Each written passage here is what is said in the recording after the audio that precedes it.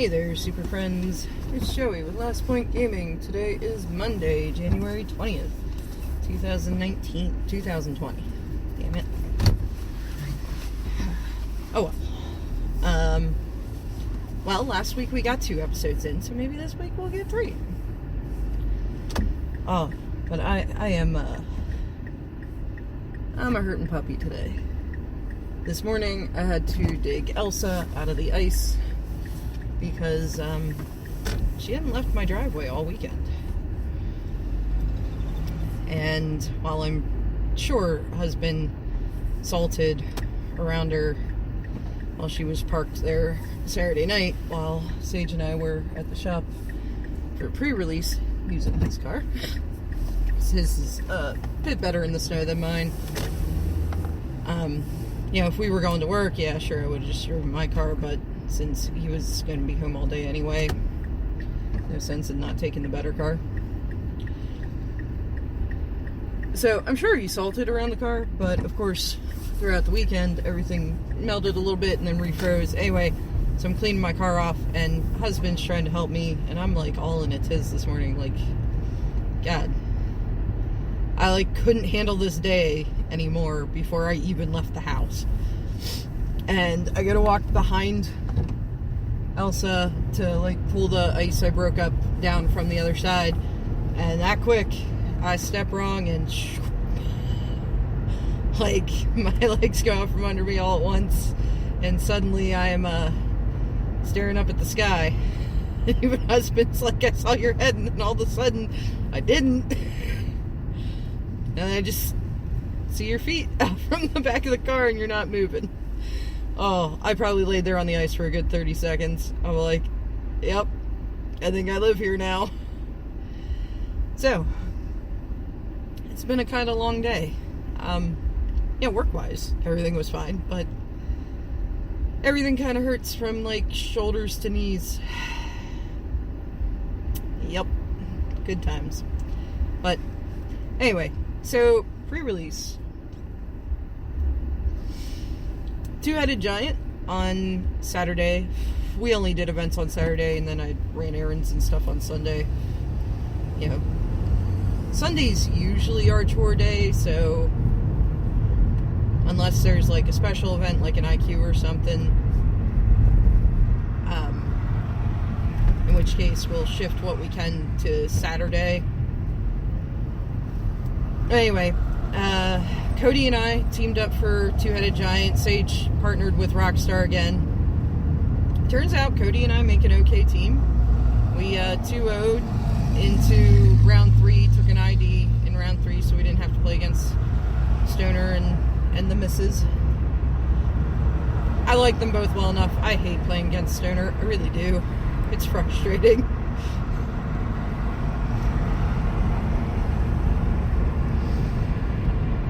He's just, like, I don't know, he's, like, so apathetic about the game, and somehow you just find yourself losing.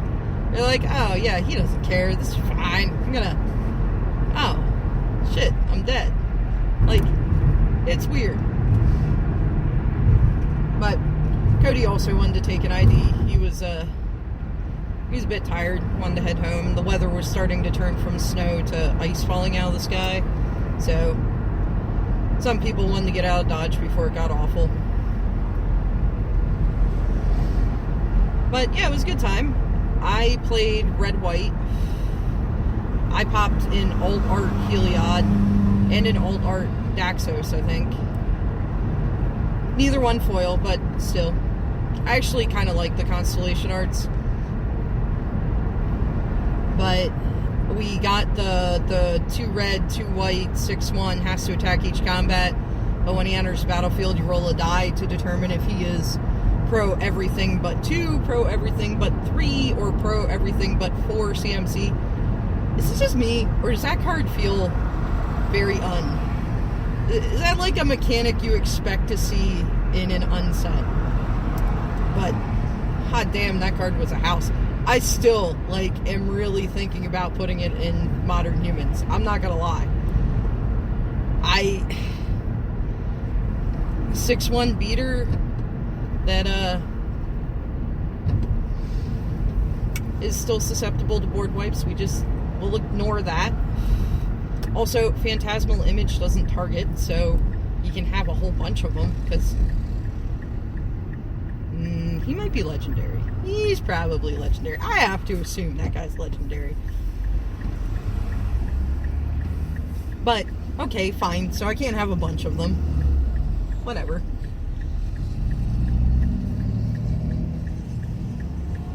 It just seems great against most of what Modern's doing. 2 actually seems to be the shit roll on that one.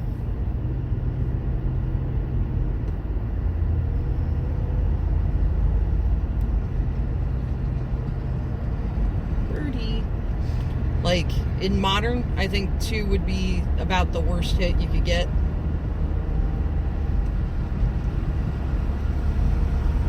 But yeah. I feel like he could have a home in Modern Humans. Now, I also kind of want to try to jam the, like, was he a 5 or a 6 drop?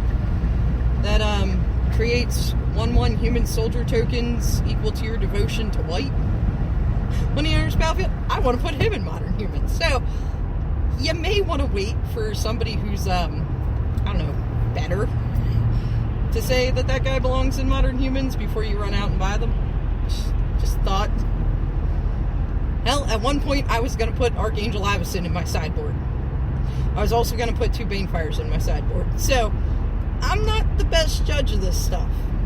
But, no, he was great the one match I got to play. Well, I mean, we only played two games, because it's Two-Headed Giant. Now, I rolled for a 2. Was the only CMC you didn't have protection from. 3 would have been optimal because I had Heliod out, so I could have been putting counters on him and shit. But, c'est la vie. 2 worked out really well. Because I had the Glory Bearers out too. So, when he attacked, he became a 6/2, and all their 2 drops were 1 power. Yeah, no, that card was great in Limited. Constructed, maybe not so much.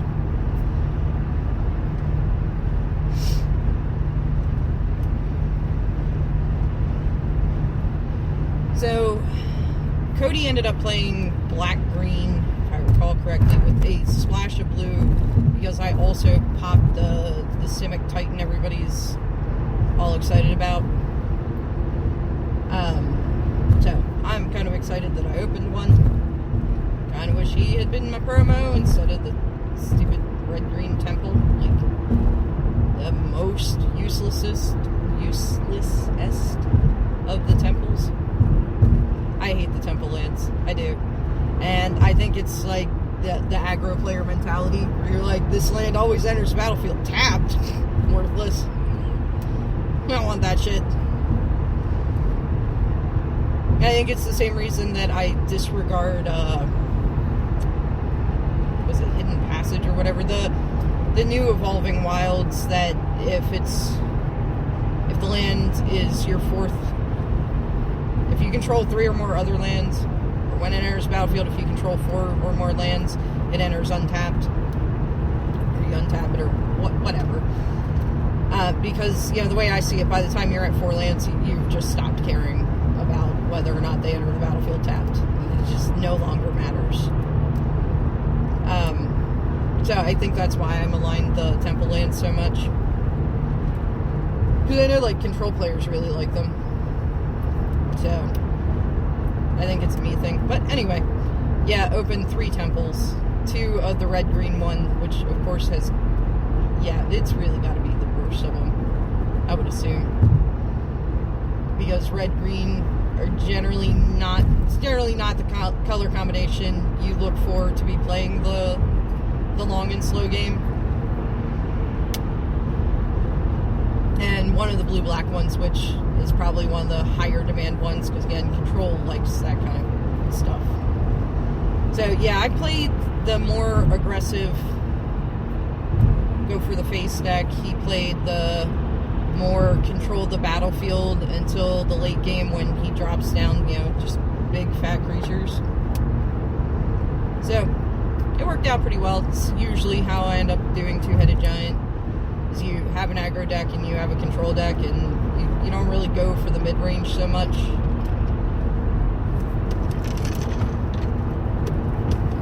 Get off my car, Ice.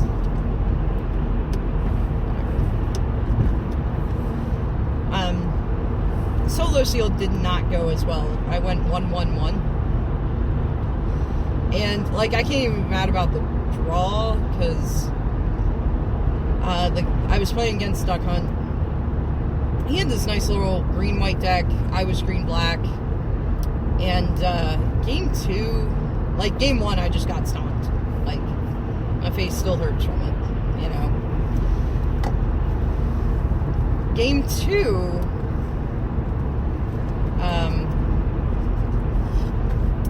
we ended up in a position where he had the 1-4 with reach, and Constellation gained 2 life.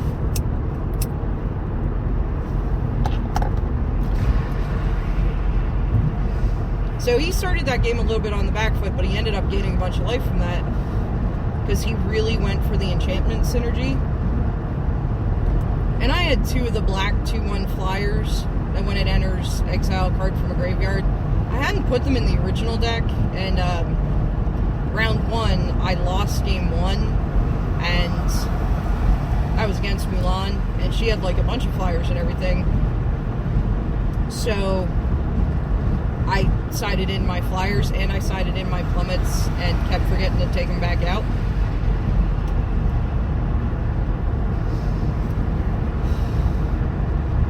And, yeah, the 2/1 exile a card from a graveyard in Theros Limited is actually pretty good, because you can time it right to grab their escape stuff.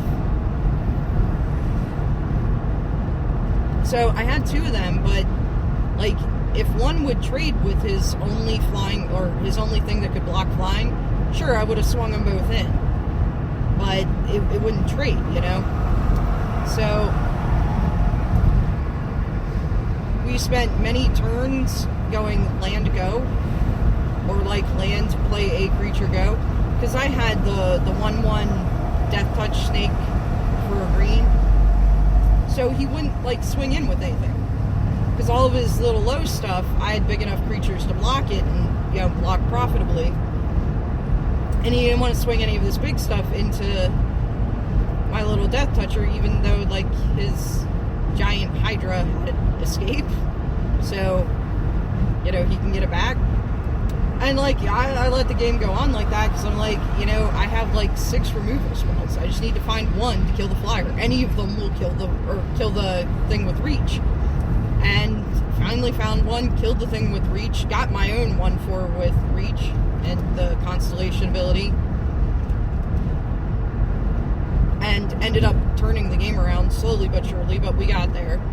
So game 2 took friggin' forever. Game 1, I probably could have conceded a little sooner. But we ended up in a kind of similar situation, where, like, in the early game, I had gotten him down enough that if I could just find a way to break some damage through, I could get there. And again, like, I pulled, you know, like, 2 of that Eat to Extinction, 2 of the kill spell that cost 4, 2 and 2 black, but -1 for each devotion to black, you know, maximum -2. So I had enough black in my deck that I could pretty frequently just cast it for the 2. And I had, like, the Invocation of Erebos. Is that what it is? Is that what that series is called? I don't know. So, I mean, like, I had good removal. So if I could just find one of these pieces, I was solid. And I just couldn't get there. And I really probably should have conceded that game sooner. And then game 3, I mean, I hit the ground running. Like, got a couple little creatures out, and I was able to chip in for damage here and there. And then just kind of drew into all the removal, so everything he played, I killed.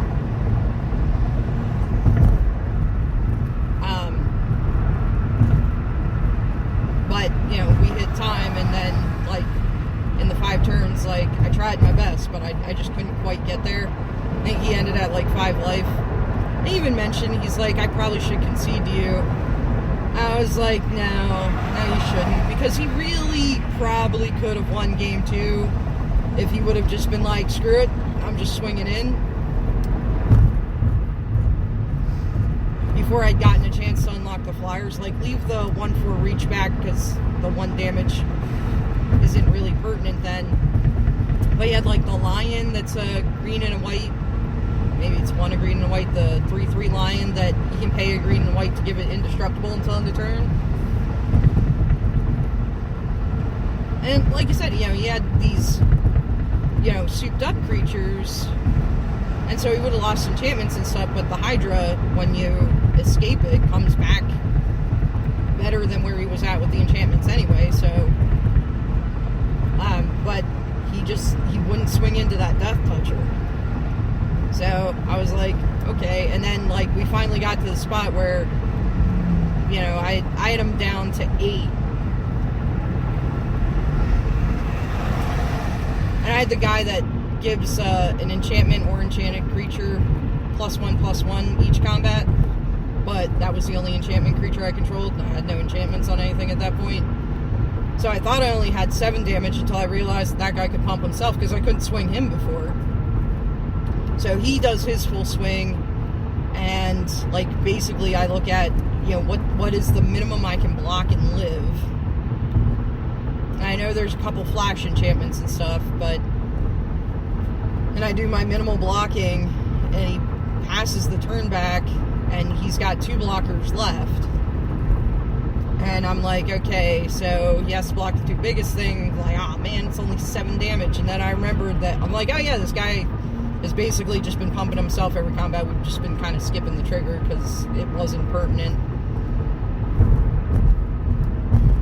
So I'm like, oh, okay, yeah, I can get you for exactly 8. And I swing in, he's like, alright, game 3. And just by then, we had like 9 minutes left on the clock, and I'm like, yeah, this is ending in a draw. But it was a good match. Game 3 was pretty good.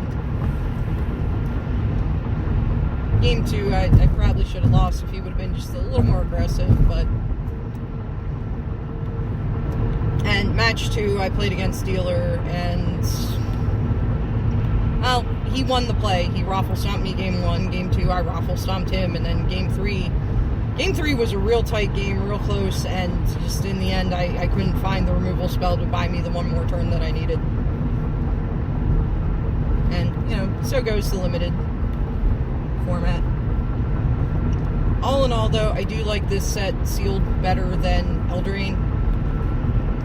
Because despite having a couple draws, it wasn't like Eldraine where every round is going 15 minutes past. I think Eldraine may have been a big determining factor in, alright, that's it, we're just doing 3 rounds for all the events now. Aside from the late Friday night one, used to be the midnight, but now he starts it at 9. Because, yeah, every single round went like 15 minutes past time. Now, there may have been some matches that should have, known that it was a draw before that point. But between incidental life gain and just everything in that set has a giant ass.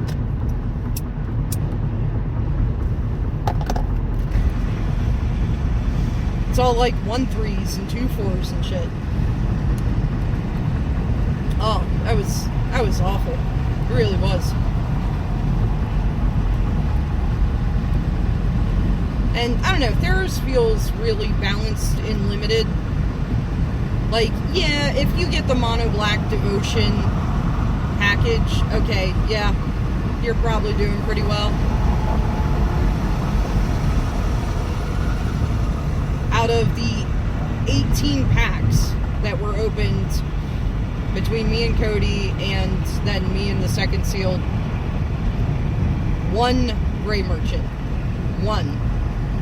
That was in my solo sealed. Cody's like, my plan is just open like 6 gray merchants and win. I'm like, alright, I'm down with this. We did not open a single one in our sealed pool. Meanwhile, the match we played second, round 2, he not only got Gray Merchant, which he only got 1, so that was fine, but he got the Nightmare Shepherd, which, God, that card is so great. Again, going back to Jim Davis in the streamer early release event,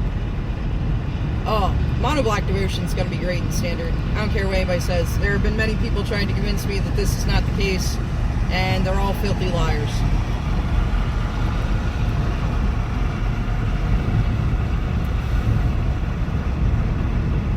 I really think it's going to be great. I don't know that Jim's list is going to be the best, and he even said,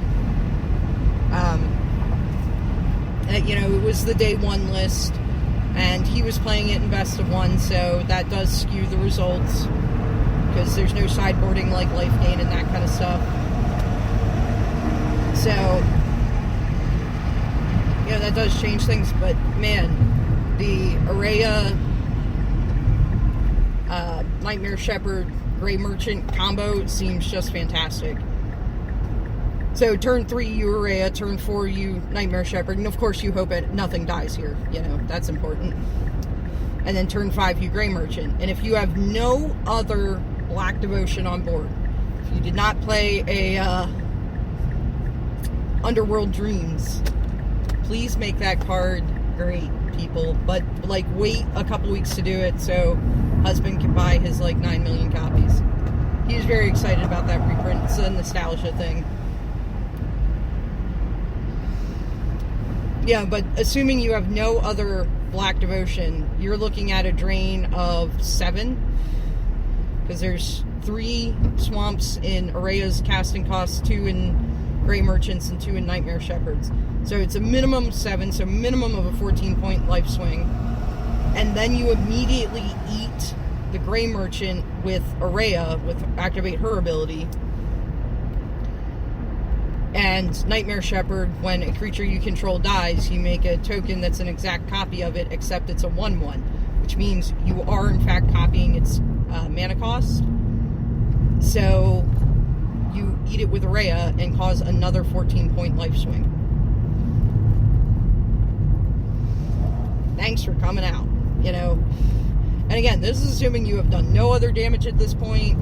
You have no other devotion, and your 1 and 2 turns should have been more of that kind of stuff. And of course, it's you can get all the combo pieces on board and everything. It's essentially a combo, so there's all that. But Jim was just wrecking house with that deck. I got to, I think there were at least 2 games that he looked dead to rights. And then he top decks the Gray Merchant, and he's like, alright, we did it. And now you die. And then the 5th game he played with it, he started with because it also plays Boldless' Citadel, because, why not? So he started with Boldless' Citadel, 2 Gray Merchants, and whatever else in hand, 3 lands and something else. Maybe 4 lands. I don't know. And proceeds to only draw Citadels and Gray Merchants. And it's okay, yep, you're gonna... I didn't get to stick around and see how that game ended because my battery got critically low. Thankfully, I have a charger at work now again. But I'm assuming he got the stuffing beat out of him.